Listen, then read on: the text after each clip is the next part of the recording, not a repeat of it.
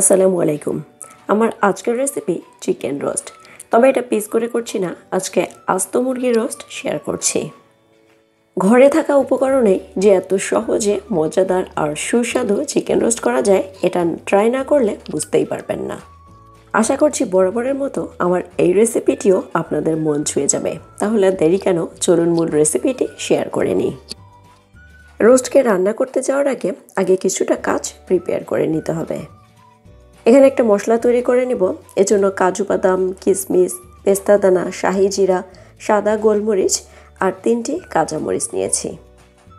এখন এই উপকরণগুলোকে একবারই একটা ব্লেন্ডারের জারে ব্লেন্ড করে নিব। চাইলে পাটায়ও বাটা যাবে, তবে বাটা বা পেস্ট করার সময় অতিরিক্ত পানি দেব না, অল্প পরিমাণে পানি দিয়ে এটাকে পেস্ট করে নিব। এবার চিকেনকে কিভাবে প্রিপেয়ার করেছি এটা একটু দেখিয়ে দিই। আমি আজকে দেশি মুরগি দিয়ে চিকেন রোস্টটা করছি। চিকেন রোস্টে আমি ফ্রুট কালার ব্যবহার করব। আমার হাতে কালার লেগেছিল, যার কারণে চিকেনের গায়ে আগেই কালারটা লেগে গেল। সামান্য পরিমাণ লবণ নিয়ে নিলাম, 1 ফালি লেবুর রস ভালোভাবে চিপে দিচ্ছি। অনেকে আস্ত মুরগি রোস্ট করাকে খুব একটা ঝামেলা মনে করেন। আশা করছি আমার এই রেসিপি দেখার পরে তারাও খুব সহজেই তৈরি করতে পারবেন। সামান্য পরিমাণ ফ্রুট কালার ব্যবহার করছি। আসলে ফ্রুট কালারটা দিলে হয় কি, চিকেন রোস্টটা দেখতে অনেক বেশি ভালো লাগে, যার কারণে আমি ব্যবহার করলাম। আপনার হাতের কাছে না থাকলে অ্যাভয়েডও করতে পারেন। আপাতত চিকেনের গায়ে আর কিছুই মাখাতে হবে না। আচ্ছা, চিকেনকে ভাজার সময় যাতে চিকেনের পা পাখনা এদিক ওদিক ধরাধরি না করে, আবার দেখার সৌন্দর্যের জন্য সুতা দিয়ে আলতোভাবে বেঁধে নিচ্ছি। এতে করে ডেকোরেশনেও দারুণ লাগে।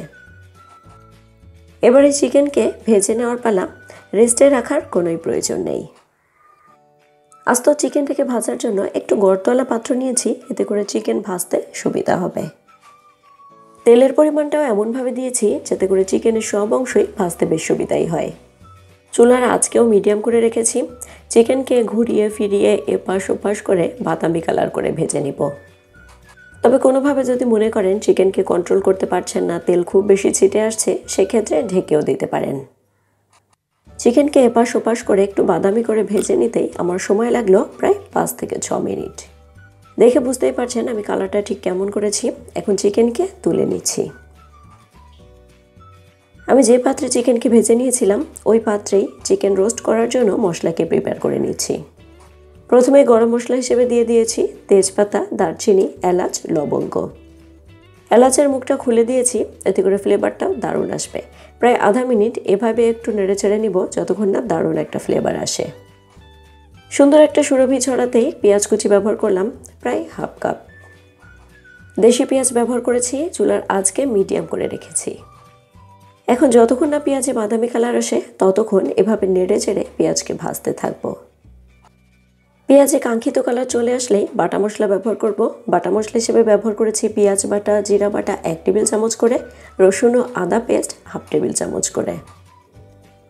বাটা মশলাগুলো একটু নাড়াচাড়া করে গুঁড়া মশলা ব্যবহার করব। দিয়ে দিচ্ছি ধনিয়ার গুঁড়া 1 টেবিল চামচ, শুকনো মরিচের গুঁড়া 1 টেবিল চামচ, লবণ পরিমাণ মতো। রোস্টে হলুদ ব্যবহার করার প্রচলন খুব বেশি একটা নেই, এটা তোমরা সবাই জানি। প্রায় 5 থেকে 6 মিনিট মশলাকে ভালো করে কষিয়ে নেওয়ার পরে আমি প্রথমে যে পেস্ট তৈরি করেছিলাম সেটা ব্যবহার করছি। যেহেতু এই পেস্টে কাঁচামরিচ ব্যবহার করেছিলাম, যার কারণে দেখতে কিছুটা সবুজ সবুজ লাগছে। এবার টক দই ব্যবহার করছি প্রায় হাফ কাপ। এক্সট্রা পানি থাকলে ঝরিয়ে নেওয়ার কোনোই প্রয়োজন নেই। এ সকল উপকরণ দিয়ে মশলাকে আবারও ভালোভাবে কষিয়ে নেওয়ার পালা। একটু বলে রাখি, রোস্টের মশলা তুলনামূলক একটু সময় নিয়ে ভালো করে কষিয়ে নিতে হয়। যেহেতু চিকেনকে একটু সময় নিয়ে ভেজে নেওয়ার পরে রান্না করতে খুব বেশি একটা সময় লাগে না, এজন্য মশলাকে যদি ভালোভাবে কষিয়ে না নেন সেক্ষেত্রে কাঁচা একটা গন্ধ থেকেই যাবে। মশলাকে আমি আরও কিছুটা সময় ধরে কষাবো, তবে তার আগে চিকেনও দিয়ে দিলাম। প্রায় 2 থেকে 3 মিনিট পরে এসে চিকেনকে একটু উলটপুলট করে দিচ্ছি। আস্ত মুরগির রোস্ট রান্না করার ক্ষেত্রে চিকেনকে অবশ্যই একটু পরপরই এদিক ওদিক নেড়ে ছেড়ে দিতে হয়, তা না হলে চিকেন সব জায়গায় সমানভাবে মশলা ঢোকে না।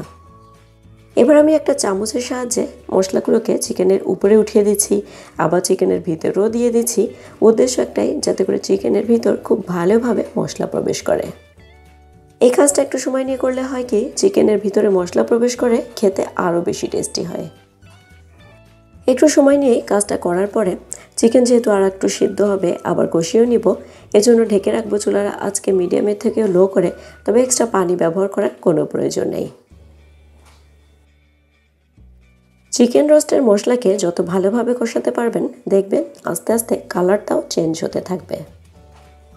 এই চিকেনকে কষিয়ে নিতে আমি সময় নেব 5 থেকে 6 মিনিট, তবে একটু পরেই এভাবে তলানি থেকে নেড়ে দিব, যেহেতু এক্সট্রা পানি ব্যবহার করিনি খুব সহজে তলে লেগে যেতে পারে।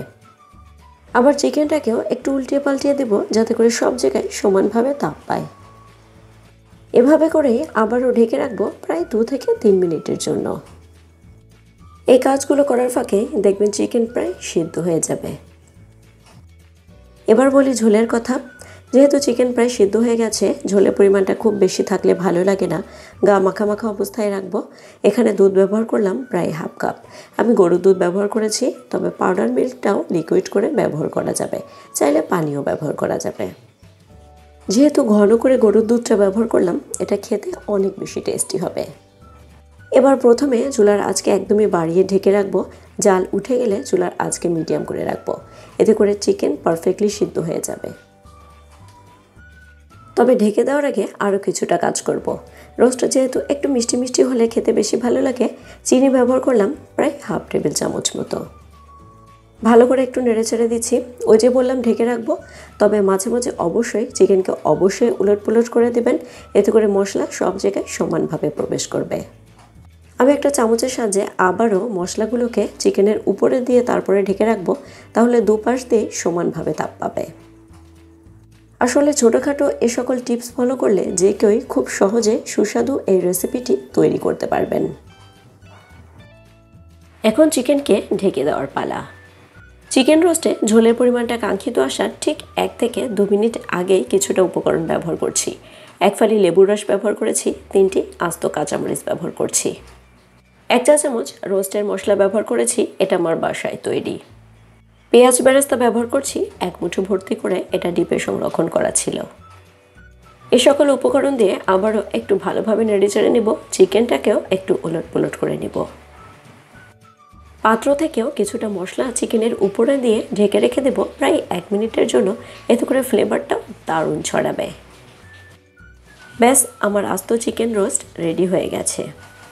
জানি না এটা ক্যামেরায় কালারটা কেমন আসছে, তবে বাস্তবে দেখতে অসম্ভব লোভনীয় হয়েছে।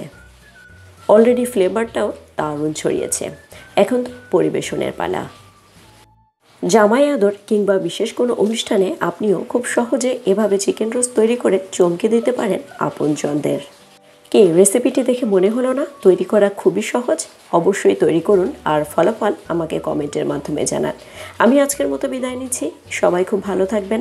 আগামী রেসিপি দেখার আমন্ত্রণ রইল। আল্লাহ হাফেজ। আসসালামু আলাইকুম।